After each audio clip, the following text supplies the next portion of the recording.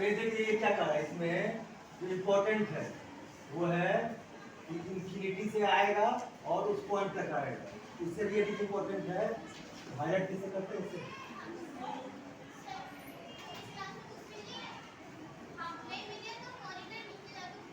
हाँ ले लेगा। ये जो ग्रेविटेशनल फोर्स है ये सबसे अधिक इम्पोर्टेंट है। मतलब ये है यहाँ जो वर्क होगा, वर्क के लिए क्या चाहिए, फोर्स और डिस्प्लेसमेंट। नहीं, जीरो वर्क कब होगा, वर्क जीरो किस कंडीशन में होगा, थीटा 90 डिग्री होगा, एक केस हो गया। और दूसरा केस फोर्स जीरो हो गया, डिस्प्लेसमेंट होगा। ठीक है, फोर्स जीरो है तो वर्क होगा ही नहीं, ऑब्वियस सी बात है। लेकिन डिस्प्लेसमेंट जीरो हो यानी तो थीटा 90 डिग्री हो। वो जो फोर्स जरूरी है, और यहाँ जो टॉपिक इंट्रोड्यूस कर रहे हैं हम, क्या ग्रेविटेशनल पोटेंशियल एनर्जी, उसके लिए वो फोर्स कौन सा होगा, ग्रेविटेशनल फोर्स। ग्रेविटेशनल फोर्स का मतलब एक ऑब्जेक्ट हो जाएगा अर्थ और दूसरा ऑब्जेक्ट हो जाएगा जो ऑब्जेक्ट, ठीक है। और अगर यूनिवर्सल लॉ ऑफ ग्रेविटेशन लगाएंगे उसमें तो क्या आएगा फॉर्मूला हमारे पास, F इक्वल टू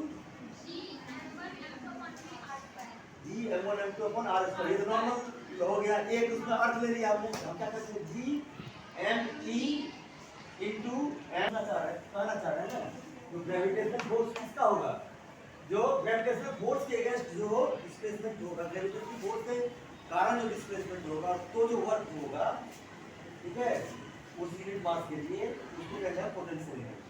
हमारे पास क्या होगा, G m e m o upon r e whole square, ठीक है। ये हो गया हमारा ग्रेविटेशनल इफेक्ट, ग्रेविटेशनल फोर्स। अब फोर्स में हम क्या करेंगे, यहाँ क्या कहा आपने, देखिए क्या कहा, gravitational energy of the body at a point defined है अमाउंट ऑफ वर्क। तो पहले हो गया क्या, u is equal to w, amount of work मतलब u इक्वल टू, u हमारा यहाँ शो कर रहा है potential energy, gravitational potential energy, u equal to w। और है कहाँ से, in bringing the body, that body mo object from infinity to that point। तो लोअर लिमिट हमारा क्या हो गया, इंफिनिटी, और अपर लिमिट क्या हो गया, r। अब ये जो था हमारा gme mo upon r e square, आप अपने कॉपी में वो लिखिएगा, gme mass of earth, mo mass of object, और re मतलब रेडियस ऑफ अर्थ। अब रेडियस है कितना अर्थ का, 6400 किलोमीटर, ठीक है। बस उसको अगर उसमें लिखें सिग्निफिकेंट फिगर के रूप में लिखें 6.4 इंटू 10⁻³ और उसको अगर किलोमीटर को मीटर में बदल लें 6.4 इंटू 10⁻6 नहीं तो 6.4 मिलियन मीटर, 6.4 मिलियन मीटर, या उसको एक जीरो हटा दो, 10⁵ लाख होता है, तो 64 लाख मीटर। उसके रेस्पेक्ट में हमारा हाइट है मान लिया 10 मीटर, 100 मीटर, कुछ भी नहीं है, उसको हम उसको at the surface of earth ही मान लेंगे। इससे पहले जो आपने देखा था कि variation of g due to h altitude और variation of g due to d depth, और दोनों के केस में देखा था, क्या देखा था, मैक्सिमम कब होता है, स्पेसिफिक ग्रेविटी एकदम जब सरफेस पे होता है, ऊपर जाएंगे तो भी घटेगा और नीचे आएंगे तो भी घटेगा, दोनों केस में। तो अब हम क्या कर रहे हैं, ये हो गया हमारा फोर्स, ये जो क्वांटिटी वो फोर्स दिखा रहा है ग्रेविटेशनल फोर्स, और ये क्या हो गया डिस्प्लेसमेंट। फोर्स इनटू डिस्प्लेसमेंट क्या देता है, वर्क डन देता है, ठीक है। और जो ऑब्जेक्ट इधर की ओर गिर रहा है, डिस्प्लेसमेंट भी इधर की ओर ही, ठीक है। एंगल कितना हो जाएगा उसका, 0 डिग्री का मान 1। तो F डॉट D जो था डॉट प्रोडक्ट, वन तो डॉट प्रोडक्ट है ना, F डॉट D जो था वो हो गया F D cos 0 degree cos 0 degree मान 1, हमारे पास ये क्वांटिटी है, ठीक है। अब इसमें देखिए G हमारा फिक्स है, कांस्टेंट है, M हमारा कांस्टेंट है, ME MO ऑब्जेक्ट का भी फिक्स है, RE फिक्स है, केवल वैल्यू क्या कर रहा है डी है। इसमें केवल ये क्या कर रहा है, क्योंकि इस ऑब्जेक्ट को किसी इंफिनिटी पॉइंट से यहाँ तक ला रहे हैं, तो x को भी हम वेरिएबल मानते हैं। तो इसमें ये term g fix m fix m fix ये बाहर आ गया। हमारे पास क्या रह गया 1/x² dx। 1/x² dx का जो इंटीग्रेशन होगा x raise to power n dx, integration क्या हो जाता है n+1 अपॉन में n+1। यहाँ पे x का पावर कितना है -2 + 1 -1 डिवाइडेड। यहाँ देखो क्या करेंगे ड्रॉ।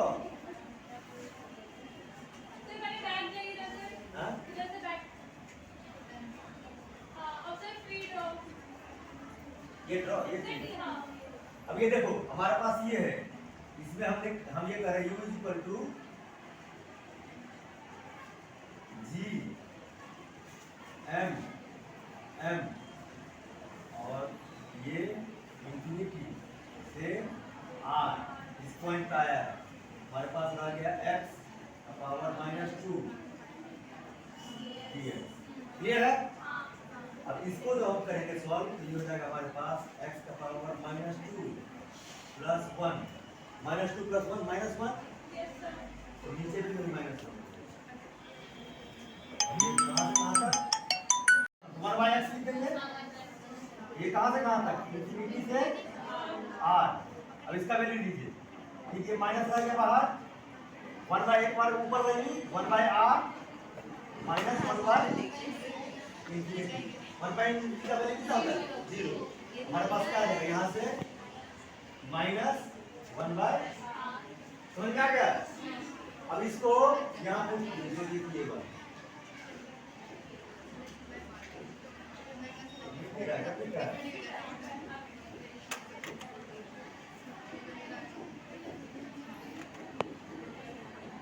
वो यहाँ आ गया -gmn/1/x r से 0। इसी यही हमारा पोटेंशियल एनर्जी का फॉर्मूला हो जाएगा। देखिए अब किताब में देखिए, किताब में अगर आप देखते हैं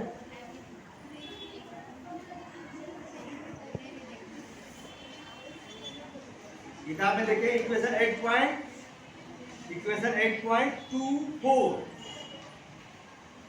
इक्वेशन 8.24 -gme किताब में देखिए 8.24 इक्वेशन मिला सबको -gme mo हम mo लेंगे 1/r2 r2 को किया इंफिनिटी और सॉरी 1/r किया उसको किया 1/r1। अगर मान ये तो तब था इंफिनिटी से एक तो हो गया ग्रेविटेशनल पोटेंशियल एनर्जी, इधर ध्यान दीजिएगा एक हो गया gravitational potential energy particular object का। अब हम निकालेंगे पोटेंशियल एनर्जी बिटवीन 2 पॉइंट। अगर इसी में ये जो हमारा है ये इंफिनिटी से r नहीं जा करके r1 से r2 अगर जाता r1 से जाता तो क्या हो जाता है फिर वही बात ये माने तो पहले ही आ गया एक बार r1 1/r1 -1/r, यही इक्वेशन है टेक्स्ट बुक में। ठीक है अब आगे देखिए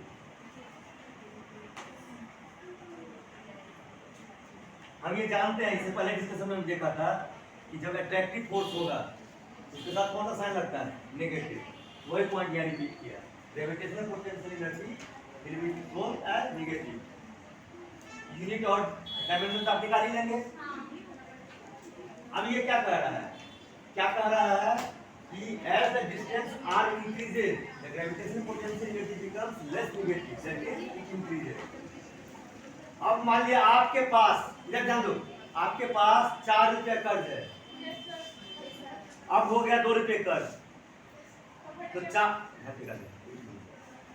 रुपये पहले कर्ज था अब 2 रुपया कर्ज हो गया तो 4 और 2 में बड़ा कौन है 4। लेकिन धनी हम कब है जब 2 रुपये कर्ज है क्योंकि निगेटिव साइन लगा हुआ। वही बात यहाँ कर रहा है as the distance r increases since it is negative sign so gravitational potential becomes less negative that is it increases और at r is equal to infinity u is equal to maximum which is 0 and all the other value will be negative। क्यों क्योंकि वो attractive nature का है। Clear आगे देखिए वही point जो अभी हमने इसको समझा चुके हैं। अब अगला टॉपिक ये वही पॉइंट है जो हमने समझाया कि r1 से r2 तक होगा 1/r1 माइनस 1/r2। अब जो उस दिन कहते हैं हम इसके वेलोसिटी आ जाओ। The minimum velocity with which a body must be projected up so as to enable it to just इसे देखते हैं कुछ देर के बाद वो जो अर्थ का ग्रेविटेशनल फील्ड है वो उसको पुल कर लेता है। धीरे धीरे वेलोसिटी को बढ़ाते जाएंगे, अगर हम वेलोसिटी को बढ़ाते जाने से उसकी एनर्जी बढ़ती जाएगी और एनर्जी बढ़ते बढ़ते टाइम ऐसा आएगा तो ग्रेविटेशनल पुल है वो उसको वापस नहीं खींच पाएगा, जो हो जाता है किसके केस में, रॉकेट के केस में है। तो जो मिनिमम स्पीड है, अच्छा जिस स्पीड पे वो वापस नहीं आ रहा है उससे अधिक स्पीड भी करेंगे तो भी वापस नहीं आएगा, उससे और अधिक भी करेंगे तो भी वापस नहीं आएगा। जो मिनिमम स्पीड है जिसके कारण अर्थ का जो ग्रेविटेशनल फील्ड है उसको वो छोड़ के बाहर चला जाए, मतलब अर्थ के ग्रेविटेशनल फील्ड से उसको मुक्ति मिल जाए, उस स्पीड को मिनिमम स्पीड को इसके स्पीड कहेंगे। जैसे मान लिया केमिस्ट्री में आपने पढ़ा होगा थ्रेशोल्ड एनर्जी, एग्जैक्टली, तो वहां पे एनर्जी के टर्म है, यहाँ वेलोसिटी के टर्म है, सेम चीज वही है। जैसे केमिस्ट्री का इसके वेलोसिटी इस माने थ्रेशोल्ड एनर्जी है, वैसे ही फिजिक्स में इसके वेलोसिटी है। केवल हम उसको एक दूसरे से कंपेयर करने के लिए आपके दिमाग में एक इमेज बन जाए उसके लिए कहा। अब ये क्या कह रहा है, the work done to displace a body from the surface of earth r is equal to re। हम जब भी लेंगे रेडियस वो re लेंगे, रेडियस ऑफ अर्थ हो जाएगा कैपिटल से, re to infinity is w is equal to minus u, और u के साथ पहले माइनस लगा हुआ है, minus gmm by r, minus minus क्या देगा प्लस, यही हो जाएगा gmm by r। The work done to displace a body from surface to infinity is w is equal to minus u। क्यों?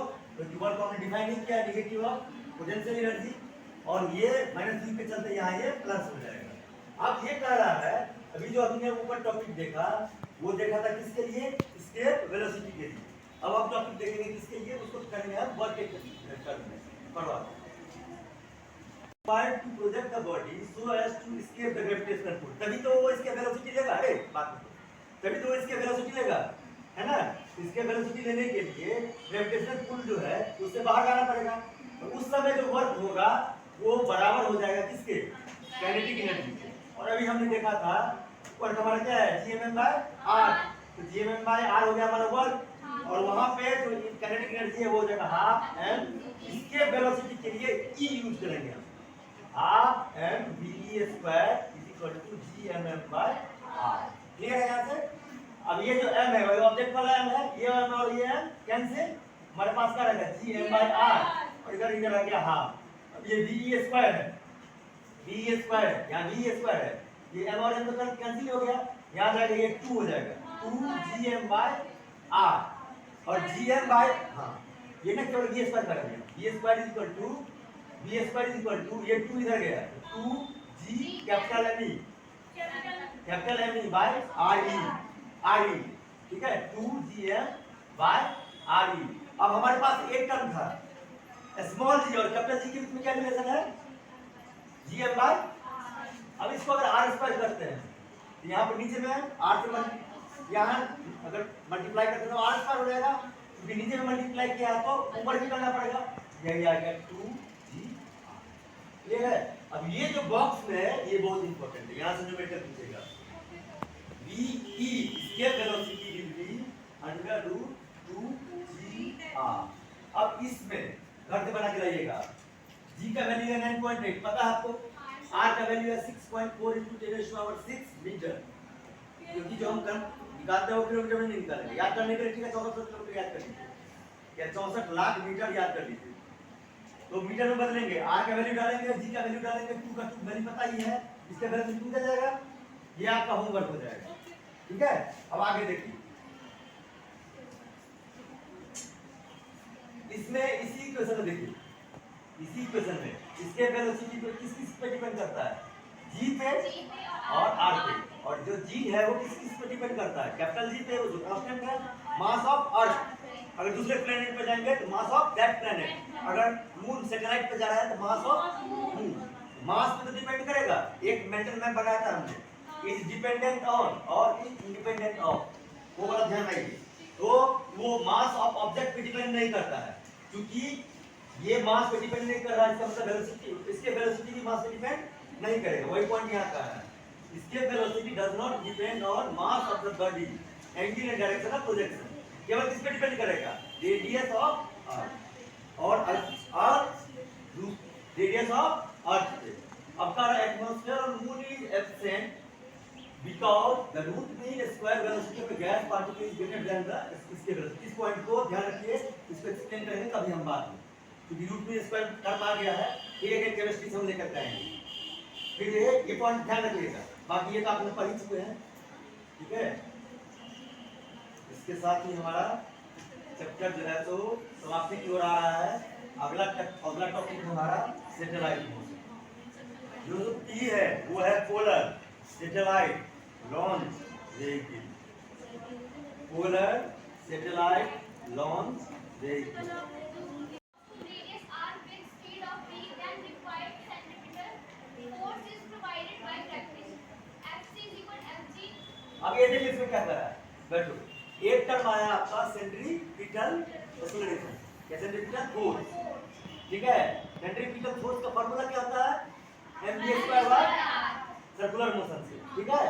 और जो ग्रेविटेशनल फोर्स है उसका है, अभी हमने देखा यूनिवर्सल ऑफ ग्रेविटेशन से G(m)(e)(m)(o)/r(e)²। अब ये mo और m कैंसिल, v² बच गया, ये r, ये जो अब ये r जो है वो r ही नहीं है, क्योंकि ये इसी के इर्द गिर्द चक्कर लगा रहा है। हमारे पास वेलोसिटी स्क्वायर हो जाएगा G(m)/r, ये r कैंसिल हो गया, ये हो गया वेलोसिटी का स्क्वायर, तो वेलोसिटी हो जाएगा √C(m)/r, जहां पे r है क्या, ये रेडियस ऑफ अर्थ है, साथ में हाइट h²। ये देखिए ये सैटेलाइट घूम रहा है, रेडियस ऑफ अर्थ है और पोलर है, अगर इसका हाइट कम होगा, और जियो स्टेशनरी है अगर इसका हाइट ज्यादा है, तो ये r बराबर हो गया re+h। अब दूसरी बात ये कह रहा है, और a satellite very close to the earth surface and is very small than r, जो अभी हमने थोड़ी देर पहले कहा था क्लास के डिस्कशन में, ये है कितना 6.64 लाख मीटर, ठीक है। उसके रेस्पेक्ट में अगर हम पोलर सैटेलाइट को लॉन्च कर रहे हैं और उसको ले जा रहे हैं 100 किलोमीटर, 100 इस पे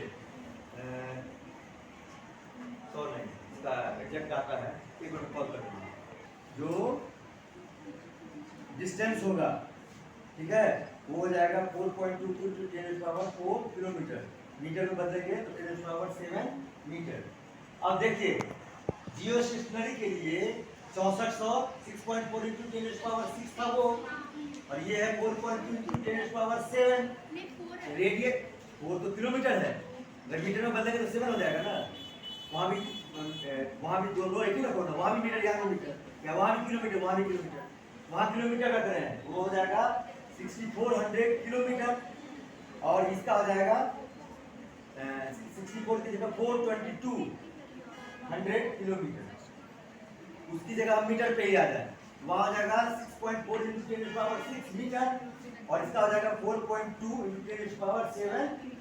इसका मतलब क्या हुआ, इसका मतलब हुआ जितना रेडियस ऑफ अर्थ है उससे अधिक दूर तक उसको लेके जाना है, इसीलिए उसमें जो टेक्नोलॉजी है वो हायर टेक्नोलॉजी चाहिए होता है, और इसीलिए हमारे पास वो नहीं है, उतनी अच्छी हालत में नहीं है। हम क्या करते हैं, हम चालाकी क्या करते हैं, एक ही PSLV में तो मार हासिल किए हैं, PSLV के ही इंजन को बार बार यूज करते हैं, ठीक है। पॉइंट इसको केवल बॉक्स में डाल दीजिए, 4.2 × 10⁴ किलोमीटर। ये किसके लिए जियो स्टेशनरी सैटेलाइट जो होगा, और दूसरा इससे ऊपर 8वां पॉइंट या 9वां पॉइंट पर ये कोई निकल गया √2g re, और इसका वैल्यू है कितना 11.2 मीटर पर सेकंड। इसको बॉक्स में डालिए, बॉक्स में डालिए, ध्यान रखना चाहिए आपको, ठीक है। ये दोनों पॉइंट हो गया। अब आपका जो ये टॉपिक है थोड़ा सा इम्पोर्टेंट, लेकिन है जो अंदर दिमाग में जा सके, आज जो है वो जा नहीं पाएगा, ठीक है। इसको नेक्स्ट क्लास में चेकअप करें।